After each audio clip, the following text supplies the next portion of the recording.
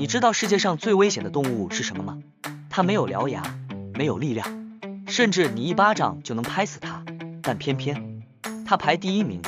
第一名蚊子，是的，就是每天在你耳边嗡嗡叫，让你睡不着的那种。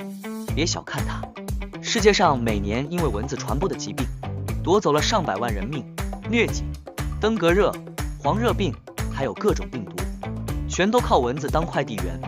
最可怕的是，它们不会攻击你，也不是要杀你，它们只是顺便传播疾病。一只这么小的生物，却长期站在人类最大杀手的位置。